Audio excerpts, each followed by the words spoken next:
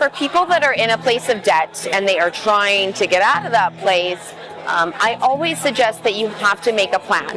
You know, a lot of people that have debt, it's like they know I've got, that credit card here, that credit card there, student loan, maybe a mortgage. But a lot of people, because they're trying to avoid the debt or not think about it very much, don't actually have it all mapped out, planned out on a spreadsheet. Like honestly, there's a lot of debt trackers online you can find, but just go old school. Start taking out every credit card statement or looking them up online, put it into a spreadsheet on Excel so that you can actually see what it all comes down to. And what's important to also put on your spreadsheet or your tracking system is what is the interest rate that you're paying on each of the credit cards or each of your forms of debt. Because your student loan debt is probably going to be at a way lower rate, like 4, 5, 6%, than your credit cards are going to be 15 to 25%. So there's different ways you can pay down debt. There's the snowball method, where you're paying the least amount of debt. Like say you had $200 on one credit card, and you pay that off first so that you get the ball rolling, you get the snowball rolling and feel good about it. Or the avalanche, you can pay it down by the highest amount of interest rate to the lowest amount, because obviously that debt at that interest rate that's higher, like some credit card at 25%, is costing you more money and it's building your debt up faster than your student loan at 5%. So you might want to pay that one first. That's called the avalanche method. So whatever floats your boat. If you want to get the momentum from paying the small ones off first, like the snowball, or you just want to pay less money and less interest on your debt, then do the avalanche and pay it that way. But you have to track it in a spreadsheet or somehow so that you know how much debt you have, you know what interest rate it's at, and then you can see how much it is and start making a plan to cut it back. The absolute number one thing you have to do is you have to know what you're working for. I talk a lot about financial nirvana. That's basically just my coin term for your best life, living your best life. You have to know what is a priority to you so that you can know how you need to spend your money, save your money, invest your money, pay off debt. So I think it's an important exercise to just sit down with yourself and think, what do I want my life to look like? What do I want my day-to-day life to look like? Do I want to work 3 days a week in an office? Am I cool with working a 9 to 5 every day in the office? Do I want more flexibility so I can travel? What are the values and things that are really important to you so you can start making a plan to craft your life to look like that? And also you need to see what that looks like so you can kind of determine how much money you really need to make and save. Well, here is something I always say, debt has no demographic. And you see it with people that make millions of dollars a year to people that feel broke because they're in a lower wage bracket and they just simply can't find a way to get by without putting monthly expenses on their credit cards or in other means. And so when I've been working in finance for over 12 years. I live a great lifestyle. I think I'm living what I call my financial nirvana as an entrepreneur in the financial space. And a lot of young people and just people in general, even, my friends' parents and people that are friends with my parents would always say to me in my mid-20s already, kind of like, how are you doing this, girl? You work in finance, you're killing it, you're such a boss. How did you get to this place? And I said, again, debt knows no demographic.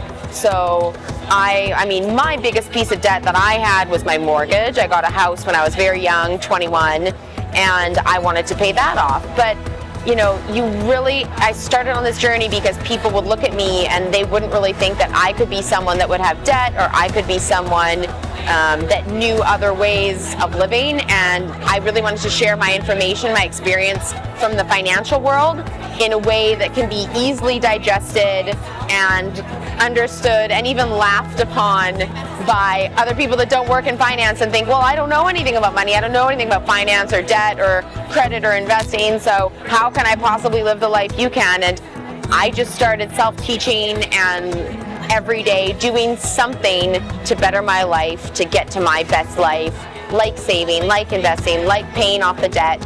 And I just have been able to find a way, I hope, to talk about money in a way that's interesting and understandable. I love when people will send me a DM on Instagram, or they'll find my email through my company website, Blackhawk Financial or youngfunfree.com, and they'll send me a message and say, I saw that interview you did on CNBC or that YouTube video of yours, and it's so inspiring to see a young person and blah, blah, blah. You must have, again, you must have the best life ever. You're always traveling, and something doesn't come from nothing. I saved so much money. I was really good with my money. I'm so frugal. I was frugal from a young age. And yeah, I did, there was no trust fund in my life. There was no handouts. And everyone can get to a place of their financial nirvana and living their best life if they want to. So I love when I get messages from people saying they were either inspired or what I said gave them an idea of a question that they wanted to ask. And I'd say also kind of a little bit of the negative of that is that people send me private emails, private direct messages on social platforms all the time asking these questions, and I say, thank you so much for engaging, but put that question up on one of the posts or ask it in a general comment section on YouTube, because every single person feels the way you do. It's not just you, and you don't have to look at me like I'm some kind of genius in money, because I just learned like everybody else did, trial and error, learning from your mistakes, picking yourself up, moving forward. That's the only way you can get ahead in finance or in life. I came from a household where, I had a very strict father, and he was an entrepreneur himself, and he was successful. And that being said, he could have, but there was no handouts. There was no free lunches. And so I learned from my dad when I was really young, and from my mom. My mom was the one that was so good with being frugal and always getting discounts at the grocery store. Everything gets bought on sale, or it's a non-name brand, because who cares? It's the same product in the can, that type of thing. And it's even just when you're young, watching your parents work hard, spend well, be smart with their money. Your parents are your biggest influences and mentors when you're a child growing up.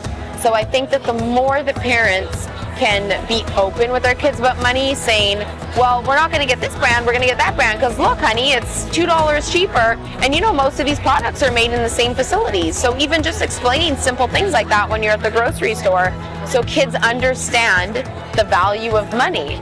And it's just very simple things like that. Even, when they're going off to college, it's never too late to start those conversations and have your children be aware of the value of dollar.